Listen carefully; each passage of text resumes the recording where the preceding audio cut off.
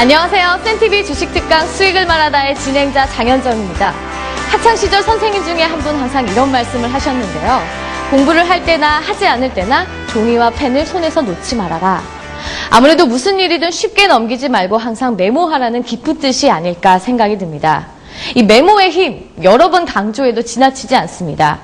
무려 3,400여 권의 메모 노트를 남긴 에디슨, 그리고 선수들의 장단점을 항상 녹음기에 녹음했던 히딩크 감독까지 성공하는 사람들 옆엔 항상 메모가 함께 있는데요. 오늘의 할 일, 그리고 커피를 마시면서 들었던 생각들, 또는 책과 신문을 읽으면서 마음에 들었던 글귀 등 우리도 지금부터 하나하나 메모를 시작해보는 건 어떨까요? 이 작은 습관 하나가 우리를 성공으로 가는 지름길을 만들어주지 않을까요? 지금부터 1시간 동안은 우리 메모장에 즐거운 주식 이야기가 써질 겁니다. 바로 김석일 소장님께서 함께 하실 텐데요. 꾸준한 노력과 열정이 있었기 때문에 지금의 위치와 실력을 얻으셨습니다.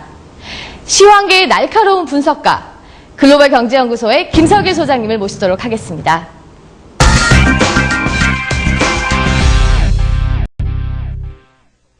자, 안녕하십니까.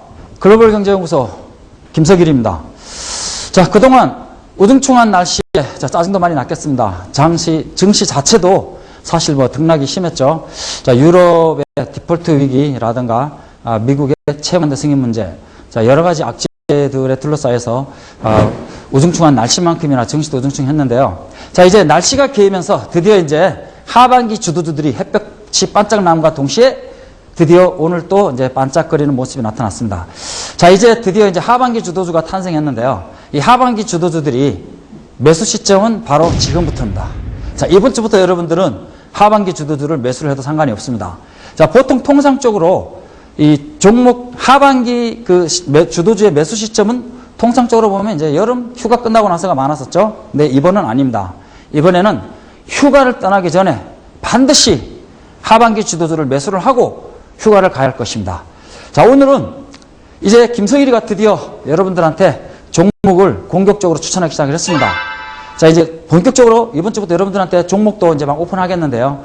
이제 여러분들이 사야 될 종목들은 이제 하반기 주도주가 될 것입니다. 그래서 오늘 제가 여기서 하반기 과연 종목 포트폴리오를 어떻게 가져갈 것인가, 어떤 종목을 매수를 해야 되는지, 그리고 그 종목들을 왜 매수를 해야 되는지, 그리고 보통 통상적으로 하반기에 장이 많이 움직이죠.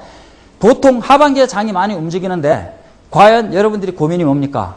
이번 여름 휴가 때 주식을 다 털어놓고 갈 것이냐, 편안하게, 아니면 주식을 매수를 해놓고 갈 것이냐, 아마 고민이 많으실 겁니다. 가능합니다. 주식을 매수를 하고 가셔야 됩니다. 근데 문제는 뭐죠? 어떤 업종에 어떤 종목을 매수하냐가 문제죠.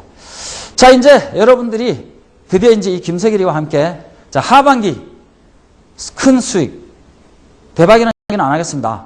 큰 수익을 위해서 이제 이번 주부터 본격적으로 이제 출발하는 겁니다. 자, 우선 첫 강의는 일단 현재 코스닥 급등하고 있는데 코스닥이 왜 움직이는지 거래소하고 좀 비교해서 설명을 해드리겠습니다.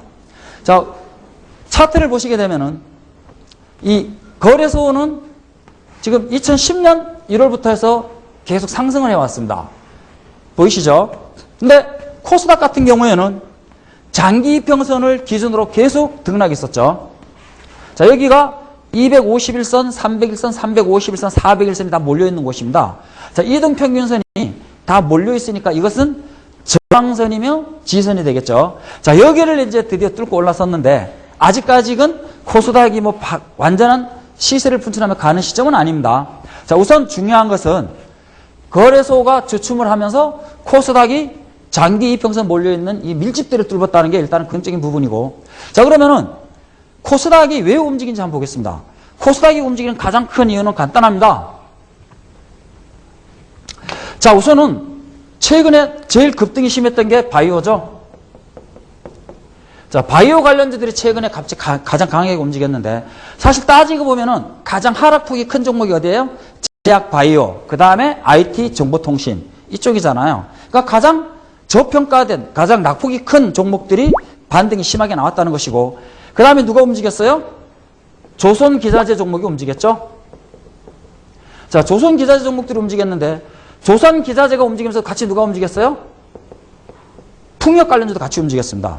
근데 사실 이쪽은 한계가 있겠죠. 실적에. 자, 우선은 그러면은 잘 생각해 보시죠. 조선주들은 이미 연초부터 상승을 했습니다. 현대중공업, 삼성중공업, 대우조선해양, SK조선해양 연초부터 상승을 했죠. 연초부터 조선업종이 연초부터 상승하는 구간에서 풍력, 그러니까 조선기자재 관련주들은 계속 하락을 했습니다. 왜 그래요? 조선업종은 해외에서 수주를 먼저 받아야 되잖아요. 수주를 받고 나서 배를 만들면서 기자재가 들어오는 거니까요. 후에 움직이죠. 근데 최근에 움직이는 반짝거리는 종목들 있죠? 자, 오늘 또 반짝거렸죠?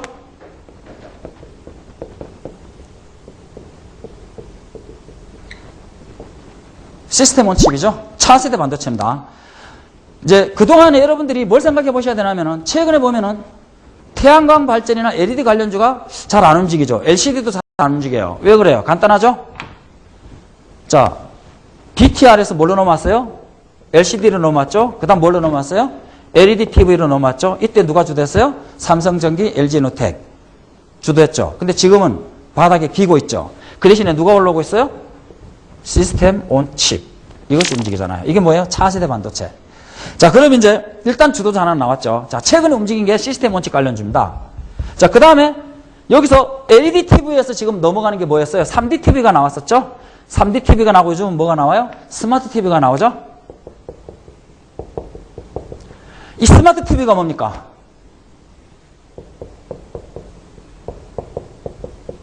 아몰레드 관련주죠? 아몰레드 관련주의 대표적인 종목이 누구예요? SF죠? 오늘 반짝 불 들어왔죠?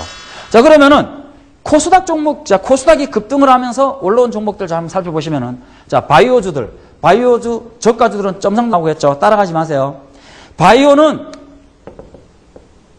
거래량 터지면은 뭐예요? 매도하세요. 지금 올라오는 바이오는 실적이 있어요? 없어요? 없어요. 단지 뭘로? 급락, 과대 낙폭에 따른 반등입니다. 거래량 터지면 매도하시고, 지금 올라오는 조선기자재와 풍력은 조선기자재가 뭐예요? 태웅, 평산, 현진소재 이런 것들이죠. 근데 평산은 바닥에 기고 있어요. 왜? 실적이 안 좋으니까. 결론 여러분들은 뭘 잡아내야 돼요? 실적이 좋은 놈. 조선기자재 대장주는 태웅이죠. 근데 저는 지금 조선기자재 풍력 추천해야 안 해요? 안 합니다. 왜? 상승의 한계가 있으니까. 자, 제가 2007년부터 항상 하던 얘기가 뭐예요? 태양광 발전은 한국이 반도체 강국이기 때문에 접목이 돼서 타국과 경쟁에서 이길 수는 있다. 근데 풍력은 안 되죠. 어디에 져요? 풍력 강국은 유럽이죠. 미국이죠. 그 다음 중국이죠. 중국 풍력 같은 경우에는 중국이나 우리나라 기술 차이가 없어요. 근데 태양광 발전은 좀 차이가 있죠. 근데 지금 태양광 발전이 상승을 하려면 경기 회복기에 접어들어야 돼요. 언제? 9월이면 더 기다리세요. 자, 그럼 이제 시스템 온칩 주도주 하나 나왔고, 그 다음 누구예요? AM, OLED, 아몰레드 관련주 주도주 2개 나왔어요. 자, 그 다음에 코스닥에 움직인 종목들이 자동차 부품이죠. 자, 자동차 부품. 자동차 부품은 어떻게 봐야 돼요? 자, 지금 아몰레드 관련주 같은 경우에는 삼성전자나 뭐 삼성 SDI, LG 전자, LG 필립스, LG 디스플레이 있지만 지금 그 우량주들은 잘 못 움직이죠. 어쨌든 삼성전자가 지금 애플의 공격도 받고 있고 일본, 대만 합작사들의 공격도 받고 있으니까 삼성전자는 조금 늦게 바닥에 나올 수는 있어요. 자, 조선주 같은 경우에 특징이 뭐예요? 조선선사가 먼저 움직였고 부품주가 따라가는 형국이죠. 근데 여기는 어때요? 아몰레드 관련주는 부품이 먼저 들어와야 되잖아요. 부품을 먼저 받아가지고 완제품을 만들어서 나가야 되잖아요. 그러면은 아몰레드 관련주는 어떻게 돼요? 부품주가 먼저 움직이죠. 이해되시죠? 자, 근데 자동차는 어때요? 자동차는 어떻게 움직여야 돼요? 그동안에 연초부터 한국 증시 최대 히어로 누구였어요? 자동차 주였죠. 근데 현대 기아차만 올라왔어요? 부품주 같이 올라왔죠. 성우 하이텍이니 현대무 다 같이 올라왔죠. 왜 그래요? 해외 동반 진출이잖아요. 그러니까 여러분들이 항상 생각해야 되는 게 뭐예요? 실적입니다. 딱 무슨 생각이 들어요? 아몰레드 관련주는 완제품 만들기 전에 부품을 수주를 해야 되니까 실적이 제일 먼저 생기는 거고, 자동차는 동반 해외 진출을 했으니까 거기서 바로 조립해서 나가니까 같이 매출이 올라오는 거고, 조선기자재는 뭐예요? 수주를 먼저 받고 조선사가 올라오고 나서 풍력 기자재가 따라가는 거죠. 그럼 결론은 뭐예요? 이 증시는 결론은 실적이 최고입니다. 실적이 받쳐주지 않는 주식은 아무리 좋은 주식이라도 아무리 잘 가는 주식도 필요 없습니다. 그래서 지금 우리가 뭘 해야 됩니까? 어떤 업종, 어떤 종목이 실적이 좋아질 것이냐를 판단해야 되는 겁니다. 물론 제가 오늘 얘기한 종목 중에서 가다 보면은 중간에 뭐 2분기, 3분기 실적이 나쁠 수도 있어요. 그러면 추천주에서 제외해야 됩니다. 관심주에서 제외를 해야 됩니다. 제가 얘기하는 종목들의 선제 조건은 뭐냐면은 바로 실적입니다. 자, 우선은 아무래도 관련주가 9월 본격 상승기를 앞두고 서서히 수주가 일어나면서 실적이 나타났습니다. 실적이 나타났는데 어쨌든 아무래도 관련주 중에서도 뭡니까? 실적이 많이 나오는 주식이 있고 적게 나오는 주식이 있을 거 아닙니까? 그리고 예를 들어서 삼성전자 뭐 납품을 했었는데 뭐 삼성전자가 업그레이드 돼가지고 그 회사가 그 납품 다른 회사에 빼앗길 수도 있는 거고, 그래서 계속 실적을 보면서 실적이 좋아지는 주식만 가져가자는 얘기입니다. 자, 그 다음 코스닥에서 움직인 게 뭐였어요? 통신주였죠. 에이스테크니, 영무통신 이런 거였죠. 자, 그러면 통신. 지금 주도주로 그동안 얘기했던 게 뭐예요? 4G 롱텀 에볼루션이죠. 요거 상용화 관련주. 요것도 하반기 주도주입니다. 그래서 거의 이제 이렇게 나왔고, 그 다음에 이제 그동안에 제가 그 조선 정유 화학주 매도란 얘기 많이 했습니다. 자, 조선 정유 화학주. 자, 그럼 조선 정유 화학주는 어떻게 할 것이냐? 먼저 올라왔던. 일단 유가가 박스권입니다. 유가는 80에서 100달러 박스권. 제가 그동안에 고민했던 거는 유가를 한번 급락을 시켜놓고 미 채무한도 승인 문제로 장을 한번 꺾자, 털어내고 가자라고 생각을 했었는데 유가는 박스권입니다. 그럼 유가가 박스권이면은 이 종목들도 박스권. 그럼 상승해요, 못해요? 못합니다. 하락은 안 합니다. 그러면은 뭘로 가야 돼요? 조정화, 반등 시 비중 축소. 사실 저는 매도라고 얘기하고 싶습니다. 비중 축소. 그 대신에 어디로 가자? 자동차는 지속적인 비중 확대 및 홀딩 그대로 가고, 매수, 신규 매수는 시스템 온 칩, 아몰레드, 4G, LTE 요거 있고, 그 다음에 또 하나가 있습니다. 여러분들이 잘 모르는 주식들이죠. 그동안에 이제 코스닥에서는 별로 없었으니까. 자, 거래소에만 있는 종목들이죠. 천연가스 관련주입니다. 자, 천연가스 관련주인데 천연가스 차트가 지금 올라오고 있죠. 천연가스 차트가 올라오고 있는데 천연가스가 왜 움직이고 있어요? 자, 최근에 일본 간 총리가 뭐라 그랬어요? 일본 원자력 발전 어떻게 하겠다? 탈원전을 선언했죠. 독일 2022년까지, 2030년까지죠. 2030년까지 모든 원전 싹 철폐시키겠다 그랬죠. 자, 그럼 여기서 뭐가 움직여요? 여러분들 이 얘기는 들어봤을 겁니다. LNG FP SO선 이건 들어봤죠. LNG FP SO선이 수주가 늘어날 것이다. 그래서 삼성중공업이 좋아질 것이다. 뭐 이런 얘기 들어봤죠. 자, 바로 이제 액화 천연가스인데요. 현재 기존의 이제 원자력 발전을 어디로 넘어가겠다? 천연가스 발전으로 넘어가겠다는 얘기죠. 그러니까 그동안에 썼던 원유 부분보다는 천연가스를 가지고 원자력을 발전을 시키게 돌리겠다는 얘기죠. 그러면은 천연가스 관련주가 지금 누가 있어요? 여러분들이 아는 주식이 뭐 있어요? 보통 이제 천연가스 관련주, 그러니까 원유가스 관련주 할 때 원유 관련주, 가스 관련주가 분류하면 뭐예요? 원유 관련주는 SK로 나오죠. 그 다음에 가스 관련주는 대표적인 게 대우 인터내셔널이죠. 대우 인터내셔널입니다. 미얀마 광구 갖고 있죠. 가스 광구. 자, 그 다음에 최근에 보면 여러분들이 LNG를 수입, 저장, 판매하는 회사가 누구예요? SK가스입니다. 여러분들이 오늘 이 방송 이후에 SK가스 한번 차트를 한번 쳐다보세요. SK가스 차트를 쳐다보시면은 지금 이미 상당히 어느 정도 올라와 있을 것입니다. 계속 가는 게 이제 천연가스 관련주들입니다. 자, 그러면은 한번 보시자고요. 그 다음에 이제 그동안에 제가 꾸준하게 얘기하는 게 또 하나 있죠. 글로벌 브랜드 다국적 기업. 예를 들면은 뭐 웅진코웨이 같은 거 많죠. 여러 종목들. 그건 여러분들 한번 참고를 하시고. 자, 이렇게 해서 이제 그 현재 거래소와 코스닥, 지금 거래소가 주춤한 사이에 코스닥이 올라오는 이유 한번 살펴본 겁니다. 그래서 그동안 이제 낙폭이 깊었던 이런 종목들이 움직이면서 코스닥이 상승을 한 거죠. 자, 그러면 앞으로는 어떻게 볼 거냐? 코스닥 계속 상승할 것이냐? 그건 아니죠. 코스닥이 어느 정도 일정 부분 올라서면은 뭡니까? 주춤하게 되겠죠, 또. 그 다음에 거래소가 좀 움직이겠죠? 자, 일단은 거의 9월 정도쯤까지는 종목별로 박스권을 잡으면서 등락이 있을 거라고 보시면 돼요. 근데 그 등락을 이용해서 버릴 종목과 내가 가져가야 될 종목, 요거를 제대로 구분해야 됩니다. 그리고 능력이 되시는 분들은 박스권 매매해도 상관없습니다. 박스권 매매를 하되 어디서 해라? 상승할 종목에서 하라는 얘기입니다. 하락할 종목보다는 상승할 종목을 가지고 박스권 매매를 하면은 주식 수량도 늘릴 수 있고 나름대로 조정이 들어와도 버틸 수가 있죠. 쉽게 얘기해서 뭡니까? 조정 투매는 안 나간다는 얘기입니다. 그래서 상승할 수 있는 종목을 가지고 매매를 해라. 지금 제가 잠시 이제 일반적인 업종 종목 한번 쭉 훑어봤습니다. 훑어봤는데 이제부터는 뭘 볼 거냐면은 그러면은 이러한 움직임, 지금 이러한 움직임을 하겠는데 근거를 제시해야 되겠죠? 근거 없는 시황은 뭐예요? 안고 없는 찐빵, 의미 없는 거죠. 그럼 말장난이죠. 자, 그럼 이제부터 이 짧게 얘기한 이 부분에 대해서 하나씩 하나씩 짚어나가도록 하겠습니다.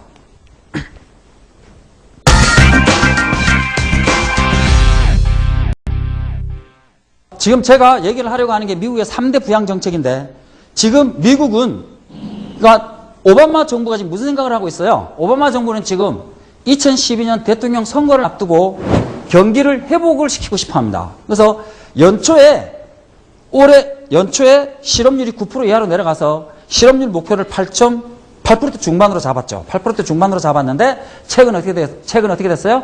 4월 달에 9%, 5월 달에 9.1%, 6월 달에 9.2% 연속 9%대로 올라오고 있습니다. 그래서 지금 오바마 정부는 속이 타들어가죠. 뭘 해야 돼요? 빨리 경기를 부양을 해야 됩니다. 경기를 부양을 해서 회복을 시켜야 되는데 지금 고민이 많죠. 왜? 미 채무 한도 증액 문제대로. 자, 그럼 우선은 오바마 정부는 일단 2012년 대통령 선거를 위해서 어느 정도 완만한 경기 회복을 위해서 뭘 할 것이다? 부양 조치를 강행할 것이다.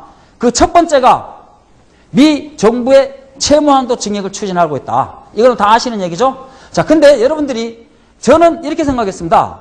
미 채무 한도 승인 문제로 한번 확 엎어놓고 물량을 털고 갈 거라고 판단을 했는데 지금 생각해 보면은 털어낼 물량이 없습니다. 왜? 지금 하반기 주도주가 누구라 그랬어요? IT, 정보통신이라 그랬죠. 그러면은 이 종목들 지금 갖고 있는 분 있어요? 별로 없잖아요. 다 뭐 갖고 있어요? 차화정, 백반식 다 이런 거잖아요. 굳이 털 이유가 없죠. 이미 다 털린 상태죠, 여러분들은.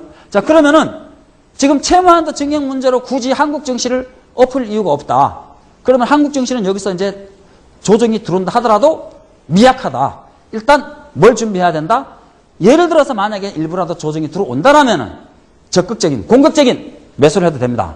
자, 일단은 공화당 반대로 불확실성이 대두되고 있지만 만약에 이 채무증액 한도 문제가 타협이 안 나면은 어떻게 하면 돼요? 미국 헌법에 대통령 직권으로 할 수 있도록 돼 있습니다. 그럼 지금은 뭐 하고 있냐? 쇼하는 거죠? 아무 의미 없습니다. 신경 쓰지 마세요. 처음부터 제가 채무 한도 문제는 걱정하지 말라 그랬죠. 그러나 이것으로 조정을 줄 수는 있다. 조정을 주면은 그때가 매수 시점이다. 이제 드디어 매수점이 온 거죠. 자, 그 다음에 달러 약세 유지를 통하여 수출을 확대하고 있죠. IT 수출 확대. 자, 최근에 보면은 옛날에 여러분들 기억 많이 나실 겁니다. 미국에서 툭하면 301조 내걸어가지고 한국 수출 막 억제시키고 지금 이제 누가 누구를 공격하고 있어요? 애플이 삼성전자 뭐 제소를 하고 특허 제소 소송하고 이러죠. 물론 뭐 삼성전자 뭐 밀릴 이유도 없죠. 어차피 삼성전자도 그만한 능력 다 있으니까. 근데 지금 이게 뭘 하자는 거예요? 일단 US 달러를 약세 기조로 유지해가지고 미국의 IT주 수출을 회복시켜서 어떻게 하자? 일자리를 좀 늘려서 미국 실업률을 떨어뜨리자라는 거죠. 이것이 지금 진행되고 있죠. 자, 유럽 디폴트 위기하고 미국 불확실성으로 US 달러는 어떻게 돼야 돼요? 상승을 했었어야 되죠. 상승을 해야 되고 원화는 하락을 해야 되고 유가도 하락을 해야 되는데 어떻게 됐어요, 그동안에? 그러니까 US 달러가 상승할 만하면 누르고 이런 모습이 나타났죠. 그건 좀 더 세부적으로 말씀드리기로 하고. 근데 그렇게 해서 유가도 하락을 해야 되는데 그 시점에서 뭐가 나왔어요? 증산 하부인 문제나 비축유 문제가 방출 얘기가 나왔었죠. 그래서 일정 부분 원유가 하락하면서 조선정유화학주도 좀 하락을 할 것이다 라고 판단을 했던 겁니다. 자, 근데 여기서 미국 정부가 US 달러 약세 정책을 계속 누르다 보니까 투기자본들이 지금 어디로 돈이 쏠리고 있어요? 원래는 유럽 위기로 인해서 투기자본이 US 달러로 들어가야 되죠. US 달러를 매수를 해야 되는데 지금 어디로 가고 있어요? US 달러를 기피하고 미국 외 환율로 가고 있어요. 그게 지금 원달러 환율이 강세로 가는 이유입니다. 좀 이따 자세히 말씀드릴게요, 이거는. 자, 지금 최근에 보면은 유럽 디폴트 위기에도 불구하고 유럽 유로화도 강세, 원화도 강세, 중국 위안화 강세, 엔화 강세, 다 강세로 가고 있죠. 자, 세 번째는 유가 하락 유도입니다. 유가 하락을 유도하고 있는데 한국은 GDP의 70%가 무역이지만 미국은 GDP 70%가 소비죠. 소비인데 문제는 미국은 소비가 유가와 많이 연동되어 있다는 것입니다. 그래서 미국 정부는 어떻게 하든 간에 유가를 하락을 시키자. 그래서 나온 게 뭡니까? 사우디아라비아를 움직여서 오펙 회의를 통해서 유가 하락, 증산 합의를 통해서 유가 하락을 유도하려고 그랬었고, 그게 안 먹히자 뭘 했어요? 국제에너지기구 IEA를 움직여서 비축유 방출하는 초강수까지 두었습니다. 그래서 유가를 일단은 강세, 그러니까 상승은 억누르는 데 성공했죠. 자, 그러면 여기서 어떤 문제가 생겨요? US 달러가 약세로 가면은 유가는 상승하죠? 화폐 자산 매도, 실물 자산 매수니까. 근데 유가를 하락을 유도하고 있다? 앞뒤가 맞아요, 안 맞아요? 앞뒤 안 맞는 얘기죠. 그럼 여기서 정리를 해야죠. 이것이 정리가 빨리 돼야 되는 겁니다. 자, US 달러는 약세로 가자. 일단 수출도 중요하니까. 그런데 그럼 유가는 어떻게 하자? 유가는 하락으로 유도하되 경기 사이클 자체가, 세계 경기 자체가 아직은 안정성장을 하고 있으니까 끌어도 내려가지는 못한다. 그럼 어디까지 하자? 상승은 방지를 하자. 저지를 하자는 얘기입니다. 그래서 유가는 지금 뭡니까? 최근에 보면 90달러에서 100달러 박스권 왔다 갔다 하죠. 이것이 유가 흐름입니다. 그럼 유가는 앞으로도 어떻게 돼요? 크게는 80달러에서 100달러 박스권, 작게는 90에서 100달러 박스권. 즉 뭘 하자? 하락으로 완전히 방향을 틀지는 못해도 상승은 저지하자. 이것이 지금 누구의 생각이에요? 미국 정부의 생각이며 투기자본들이 여기에 맞춰 US 달러 매수를 기피하고 뭘 한다? 미국 외 기타 화폐 자산을 매수를 하면서 지금 세계 박스권 장세 흐름이 계속 이어진 겁니다. 근데 이 흐름이 이제 미 채무 한도 증액 문제가 이제 거의 다 왔죠. 이제 뭐 7월 중순이면 거의 다 끝나는 거죠. 이제 거의 다 끝나갔기 때문에 이제는 서서히 뭡니까? 매수가 이제 진입이 되기 시작하는 겁니다. 다음 차트 한번 보면서 말씀드리겠습니다. 자, 이 차트를 보시면은 여기 미국 이제 실업률 차트입니다. 미국의 실업률 차트인데 연초에 보면은 9% 이하로 내려왔죠. 그래서 미국 정부는 8% 중반대로 목표를 가져갔는데 다시 올라온 겁니다. 쭉쭉 올라와서 6월 달에는 얼마요? 9.2%까지 올라온 겁니다. 이렇게 해서 이제 올라오다 보니까 미국은 뭡니까? 오바마 정부는 어떻게 하든 간에 실업률을 떨어뜨려야 되는데 지금 채무한도 승인 문제 가지고 공화당의 발목을 잡다 보니까 오바마 대통령이 최근에 회의석상에서 회의장을 박차고 뛰어나왔다는 뉴스 보신 적 있죠? 오바마 정부는 지금 마음이 급한 겁니다. 물론 공화당에서 합의 안 해주면은 가면 됩니다. 그냥 직권으로 가면 되지만 어쨌든 간에 어떻게 가자? 모습 좋게 여야 합의로 가자라는 개념으로 지금 애를 쓰고 있는 거죠. 하지만 결국은 시간이 지나면 어떻게 된다? 다 통과. 자, 3대 그 부양 정책에 대한 세부 내용으로 한번 들어가 보겠습니다. 세부 내용으로 들어가게 되면은, 자, 우선은 3차 양적 완화 정책이 지금 나와야 되겠죠. 3차 완화 정책이 나와야 되는데, 지금 이 3차 완화 정책이 뭡니까? 바로 채무한도 증액 승인 문제입니다. 채무한도 증액 문제를 보시면은 7월 22일이 채무한도 증액 합의, 이전에 합의하면 되죠. 그 다음에 8월 2일까지 의회 통과시키면 되고 8월 4일날 채권 만기가 돌아옵니다. 채권 만기가 돌아오면 어떻게 해야 된다? 미 채권 발행하면 되죠. 이것이 뭐예요? 3차 양적 완화잖아요. 그 다음에 유동성 확대. 그 다음 뭐예요? 글로벌 정시. 어떻게 된다? 유동성 장세. 이것이 언제쯤 시작한다? 9월입니다. 양적 완화 3단계 전 단계로 지금 뭘 하고 있어요? 지금 쓸 수 있는 정책이 없어요. 딱 맡겼잖아요. 14조 2,940억 달러. 맥시멈 부채가 다 찼습니다. 그래서 하고 싶은 게 뭐예요? 국제에너지기구를 이용해서 비축유 방출, 유가 안정 효과가 미약했지만 유가를 안정시켜서 어떻게 하자? 미국 소비를 조금이라도 확대시켜서 실업률을 한번 낮춰보자라는 것이었죠. 근데 지금 실업률이 내려갔어요? 안 내려갔어요? 안 내려가죠? 그러면은 지금 유가 안정 효과 가지고는 실업률을 건들 수 있다 없다? 낮출 수 있다 없다? 못 낮춘다. 결론은 뭘 해야 돼요? 미 채권 발행. 미 국채 발행해서 세계 유동성 확대시켜서 US 달러 약세를 가서 그렇게 해야만이 가능하다는 얘기죠. 자, 두 번째는 US 달러 약세 유지입니다. 유가 상승. 그러니까 US 달러가 약세로 유지되면은 화폐 자산 매도, 실물 자산 매수, 유가가 상승하게 돼 있죠. 그래서 지금 현재는 90달러, 100달러 박스권을 형성하고 있습니다. 자, 금 가격이 상승하고 있죠. US 달러 대체 자산으로 상승 유지하고 있죠. 자, 달러 인덱스 6개국 화폐가 지금 다 강세로 가고 있습니다. 유로화 57.6%, 일본 엔화가 13.6%, 영국 파운드화가 11.9%, 캐나다 달러화가 9.1%, 스웨덴 크로나화가 4.2%, 스위스 프랑화가 3.6%입니다. 자, 이렇게 이제 비율이 이제 정해져서 달러 인덱스가 움직이는데, 최근에 보면은 유럽, 사실 다른 데는 그렇다 치더라도 유로존 유로화는 어떻게 돼야 돼요? 약세로 가야 되죠? 지금 유럽 난리기도 아니잖아요. 디폴트 문제니 어쩌해서. 근데도 불구하고 유럽 유로화는 어떻게 돼요? 강세로 움직이고 있습니다. 좀 이따 보여드릴게요. 자, 그 다음 일본 엔화 강세, 영국 파운드화는 그렇다고 쳐요. 유럽 대피처로서 영국 증시가 상승하고 있으니까 파운드화는 강세로 가도 되죠. 캐나다 달러화. 캐나다 주가는 하락하는데, 주가 하락하니까 캐나다 달러화는 약세로 가야 되는데 오히려 강세로 가고 있죠. 스웨덴 크로나화도 마찬가지죠. 강세 유지하고 있죠. 스위스 프랑화는 더 그렇죠. 스위스 프랑은, 스위스는 유럽 한복판입니다.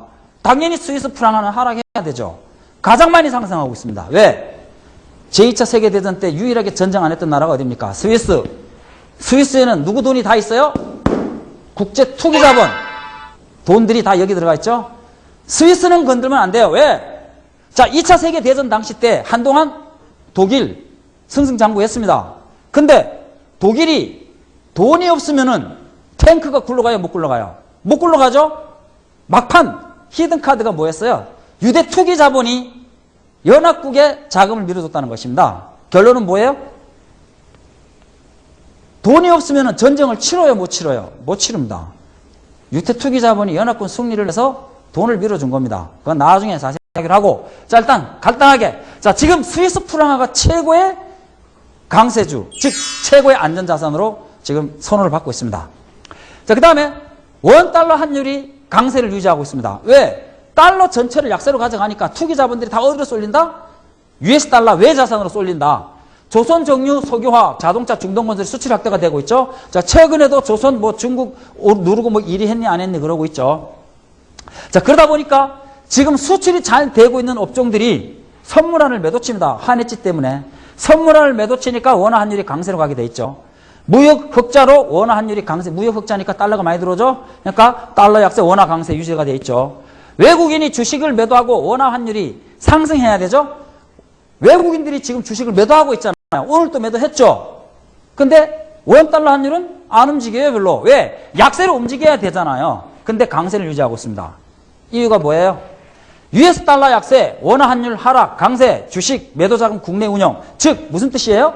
원화 환율이 강세를 유지하고 있으니까 굳이 US 달러를 갖고 있을 필요가 없는 겁니다. 자, 원화는 강세 기조 이미 확인됐죠. 지금 미국 채무한도 승인 문제 터지면은 미 국채 발행하면은 US 달러 어떻게 돼요? 약세. 그러면 지금 한국 주식을 매도를 해가지고 미국 달러를 갖고 있으면 가만히 앉아서 뭘 봐요? 한자손을 이렇게 돼 있죠. 나갈 필요 있어요? 없어요? 없어요. 그러니까 안 나가는 겁니다. 그러니까 뭘로 남아있어요? 국고채 매수하는 거죠? 국고채 매수해서 뭘로요? 대기자금으로 대기하고 있는 겁니다. 무슨 뜻이에요? 언제든지 한국 증시가 바닥이라고 판단이 되면 바로 밀어붙이겠다는 뜻이죠. 이것이 이제 언제가 되겠어요? 조만간. 얼마 안 남았죠. 그 전에 우리는 뭘 하자? 이미 하반기 정해진 주도주를 매수를 하고 들어가자. 누구보다 먼저? 외국인보다 먼저. 수출 경쟁국인 중국 위안화, 일본 엔화, 유로존, 유로화 모두가 강세. 즉 한국 원달러 환율만 강세라면은 IT주스 매수하면 돼야 안 돼요? 죽음입니다. 제가 그동안 항상 얘기했던 게 뭡니까? 원달러 환율이 1,100원만 올라서면은 하나님 감사합니다 그러고 매수를 하라 그랬죠. 근데 지금 100원 와야 하나요? 안 옵니다. 근데 왜 매수를 할 수 있어요? 중국 위안화나 일본 엔화, 유로존, 유로화가 모두가 강세 유지를 하고 있고, 유로화 같은 경우에는, 특히나 유로화 같은 경우에는 한국 원화보다도 훨씬 더 강세율이 높죠. 스위스도 마찬가지지만. 자, 이것이 이제 환율, US 달러를 약세를 가자는 의도죠. 세 번째는 뭐예요? 유가 하락 유도입니다. 소비 확대. 사우디아라비아가 무슨 생각을 하느냐? 사우디아라비아가 적정 환율로 적정 유가를 생각하는 게 70달러에서 80달러입니다. 즉 뭐예요? 고유가 유지입니다. 그러면은 고유가 관련주들 조선정유화학 하락한다 안 한다? 안 한다. 다만 조정. 그 대신에 9월 이후에 IT 정보통신 쪽에 매기가 확산되면은 이쪽은 어떻게 돼요? 약세를 면치 못한다. 그러니까 지금 올라온다 하더라도 갈 수 있다 하더라도 매수를 하면 안 된다. 결론 나왔죠? 그럼 이미 하반기 뭘 매도하고 뭘 매수해야 될지 알겠죠? 이것을 언제부터 시작하라? 휴가 가기 전부터 이미 실시를 해라. 이렇게 되면 어떻게 돼요? 여러분들은 스마트 자본, 눈치 빠르고 행동 빠른 스마트 자본보다 여러분들이 먼저 선치면 아주 훌륭한 행동을 하는 것입니다. 6월 24일 국제에너지기구 비축유 방출 하락 유도가 아닌 급등 저지용 12월 오펙 증산화합의 2차 회의가 12월에 있습니다. 그때까지는 일단 유가는 등락이 있겠죠. 그러나 상승은 저지를 시키겠다는 얘기죠. 그럼 유가는 거의 답이 나왔죠. 100달러는 넘어가기는 어렵다. 그러면은 유가가 그동안에 쭉쭉쭉쭉 급등을 하면서 조선종유화학주가 올라왔던 겁니다. 근데 이제는 뭐예요? 상승의 한계가 있다는 얘기죠. 그럼 조선종유화학도 마찬가지로 상승의 한계가 있다. 그러면 뭐예요? 올라올 때 비중 축소. 그리고 이제는 서서히 뭘 준비해야 된다? 9월부터 본격 상승을 하게 될 IT 정보통신, 포지 롱텀 에볼루션, 그 다음에 지금 이미 시작을 하고 있는 누구? 천연가스 관련주로 가야 된다는 얘기죠. 자, 채권 한번 보겠습니다. 이게 지금 미국 채권 차트인데요. 미국채 차트는 계속 최근에 보면 200일선에서 계속 등락을 움직이고 있습니다. 자, 여기서 계속 등락을 하고 있는데, 자, 만약에 미국의 채무한도 승액이, 채무한도 증액 문제가 의회를 통과하게 되면 어떻게 돼요? 미국 정부는 채권 발행을 하게 되겠습니다. 이것이 바로 뭐예요? 3차 양적 완화, 부양조치. 부양조치에서 가장 혜택을 많이 보는 주식은 뭐예요? 그동안 낙폭이 깊었던 거, 누구예요? IT잖아요. 그게 답이죠? 자, 채권 가격이 하락하고 US 달러 가치는 하락합니다. 그럼 어떻게 돼요? 채권 시장에서 자금이 이탈해서 이 자금이 증권 시장으로 유입이 되죠? US 달러 화폐 자산 매도, 실물 자산 매수, 글로벌 유동성 장세. 자, 요걸 잠깐 써서 말씀드리면은, 자, 이렇다는 얘기입니다. 우선 3차 양적 완화 정책은 뭐란 얘기예요? 자, 3차 양적 완화 정책은 미 채권 발행입니다. 자, 미국이 채권을 발행하게 되면 어떻게 돼요? 채권 가격이 하락을 합니다. 왜? 공급이 늘어나니까. 채권 가격이 하락을 하면은 이제 여기서 무슨 문제가 생겨요? 채권에서 자금이 이탈하죠? 그러면 어떻게 돼요? 채권 매도. 자, 채권에서 빠지는 자금은 바로 어디로 갑니까? 증권 시장. 이것이 뭐예요?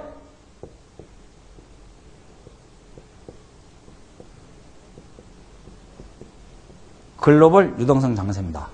자, 근데 미 채권 문제는 해결된다 안 된다? 무조건 해결입니다. 합의 못하면 어떻게 한다? 대통령 직권으로 그냥 증산 확대시키면 되는 겁니다. 이미 여러분들은 잘 모르시겠지만 이미 미국의 채무 한도는 제가 얼마나 그랬어요? 14조 2,940억 달러라고 얘기했습니다.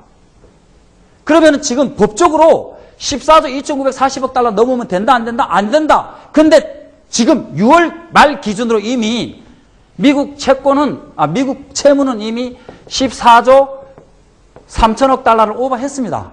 문제가 있어요, 없어요? 문제 없어요. 아무튼 이미 오버한 상태입니다, 이미. 다만 이것을 이용해서 증시를 얼마만큼 흔들 것이냐, 그 문제만 남아있는 것이고, 공화당에서 합의를 안 해주면 오바마 대통령 직권으로 그냥 통과시키면 돼요. 아무 문제 없습니다. 그럼 이제 이 문제는, 그러니까 미국 채무 증액 한도 문제는 아무 의미 없다라는 거는 너도 알고 나도 알죠? 그럼 바닥이 나온 거예요, 안 나온 거예요? 바닥이 나온 겁니다. 제가 이때를 기다렸던 거죠. 그동안에 제가 강의하면서 아마 자신 있게 종목을 추천하지는 않았습니다. 오늘부터는 종목이 쏟아집니다. 시카고 원유옵션 차트를 보시면은 6월 23일 현지 시간인데 우리는 24일이죠. 이때 200일선에서 옵션이 차익 실현 나왔다고 얘기를 했었죠. 근데 이전에 원유 선물 매도도 들어왔었어요. 근데 매도 물량이 많기 때문에 쉽게 움직이진 않을 것이라고 판단을 했는데 이미 옵션에서만 단타 치고 빠져나간 상태죠. 그 이후로는 지금 어떻게 움직여요? 박스권으로 움직이죠. 200일선에서 찍고 턴하고 나간 상태죠. 이 국제에너지기구에서 비축유 방출한 시점이 과거에도 있었어요. 91년도에도 있었고 2005년도에도 있었습니다. 그때도 큰 효과를 보진 않았습니다. 그러면은 지금 미국에서 국제에너지기구를 통해서 비축유 방출한다는 것이 유가 하락으로 안 간다는 걸 알고 있죠. 그럼 뭐만 저지하자? 상승만 저지하자라는 거죠. 어차피 유가를 하락으로 뚫고 내려가긴 어렵다는 얘기입니다. 상승만 저지하자. 그래서 유가는 박스권.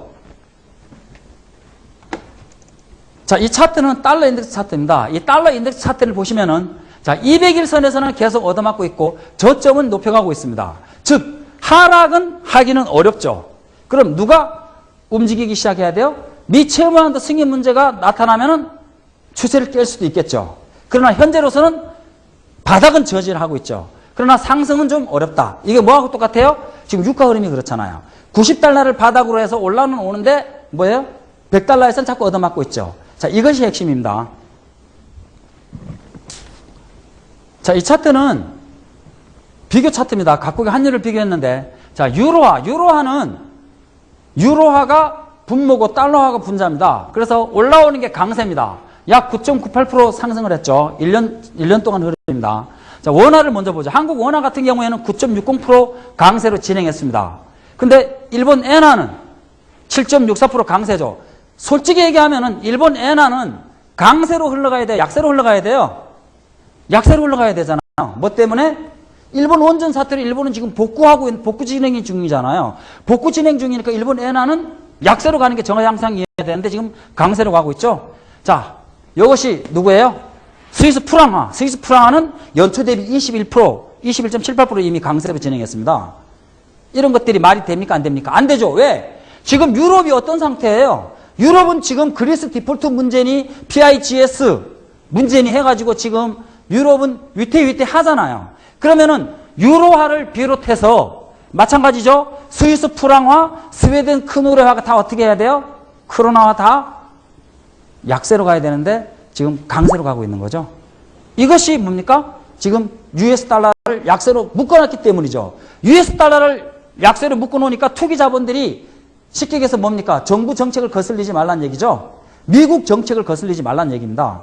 어설프게 미국 정책을 거슬렀다간 큰 수익 내기 어렵죠. 그러니까 달러를 매수해야 될 자금이 지금 다 어디로 가고 있다? 유로화, 엔화, 한국원화, 스위스 프랑화. 이것이 뭡니까?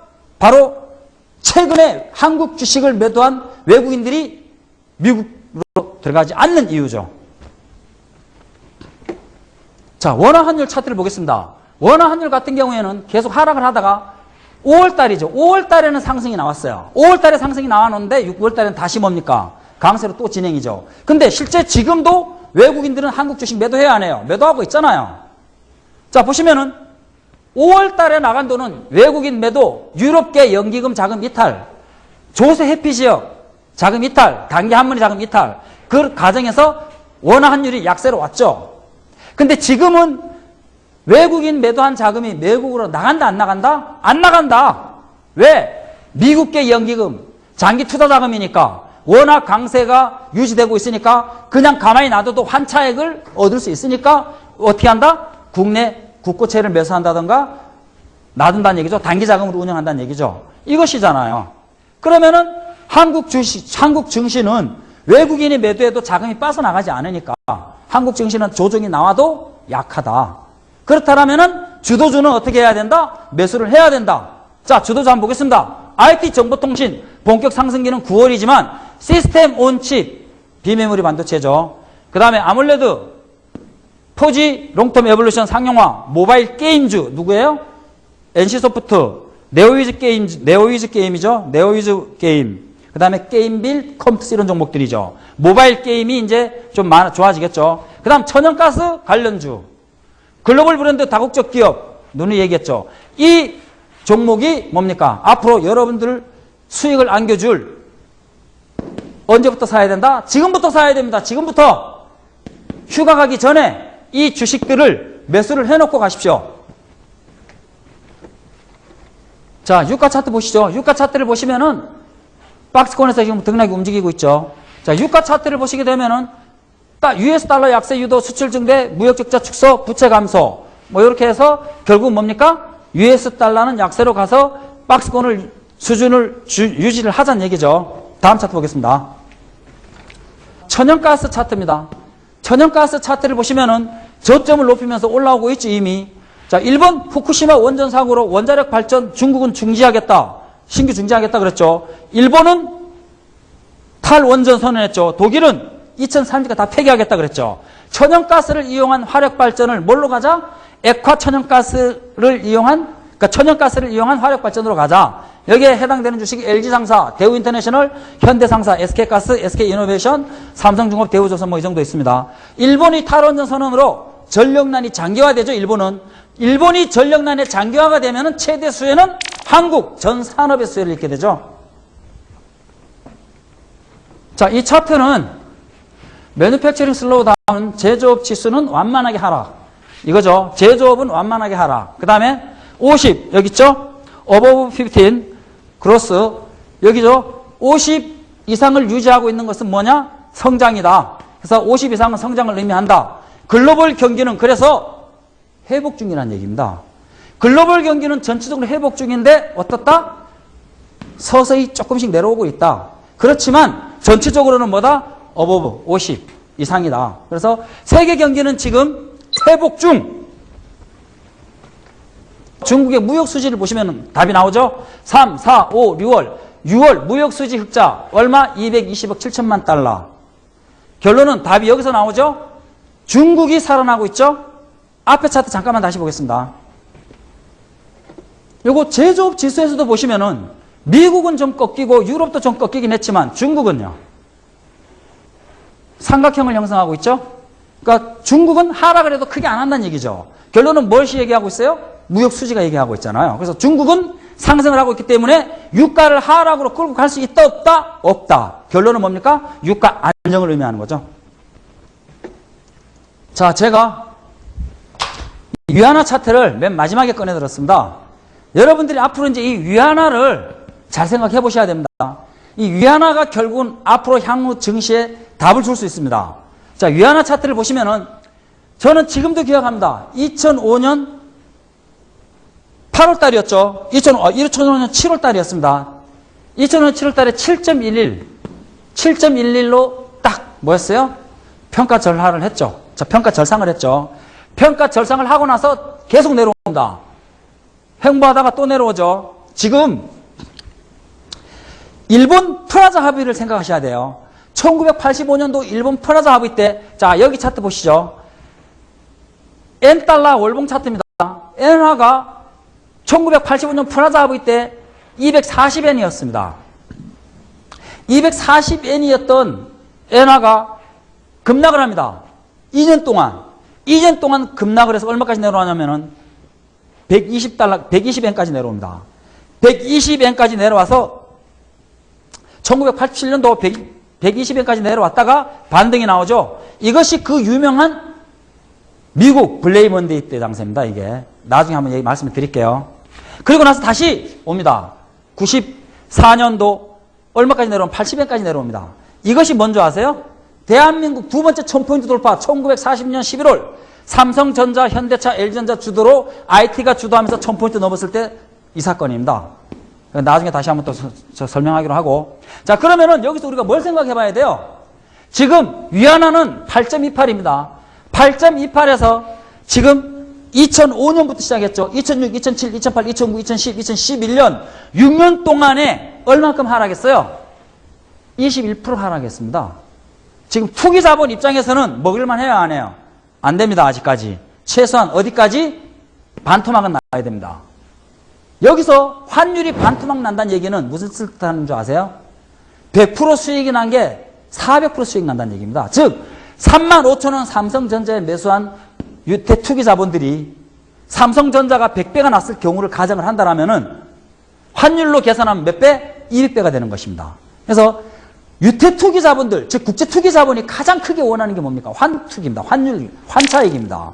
여기서 이들은 위안화를 강세로 더 끌고 가야 돼요. 위안화를 더 강세로 끌고 가야 되는데 그러면은 중국 경기는 침체로 들어간다, 안 들어간다? 절대 안 들어갑니다. 왜? 위안화가 강세로 가게 되면은 뭐가 들어와요? FDI. 외국인 투기 자금이 계속 들어오게 돼 있잖아요. 외국인 투기 자금이 계속 들어오기 때문에 어떻든 형태든 간에 일정 부분 부동산이든 경제든 살아나게 돼 있죠. 그럼 중국은 지금 뭐 하고 있어요? 긴축 자꾸 누르고 있잖아요. 그럼 지금 US 달러도 그렇죠. 누르고 있는데 자꾸 올라오고 있고 누구도 그래요? 원유도 유가도 마찬가지죠. 누르고 있는데 자꾸 반등 나오고 지금 중국 경기도 마찬가지죠. 긴축 정책을 쓰고 있는데도 자꾸 올라오고 있어요. 근데 여러분들이 긴축 정책은 뭘 의미하는 겁니까? 경기를 꺾어 내리자는 거예요? 아니죠. 뭐예요? 안정성장으로 가자는 얘기잖아요.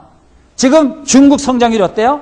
9.8, 9.7, 9.5 예상하고 있죠. 2분기. 그러면 지금 중국은 어떤 형태든 간에 지금 9%대 상승률로 나온다는 얘기입니다. 그럼 중국같이 덩치 큰 경제 볼륨이 9%대 성장이면은 어떤 상태예요? 고성장이잖아요. 물론 이제 안정성장으로 표현하게 되겠죠.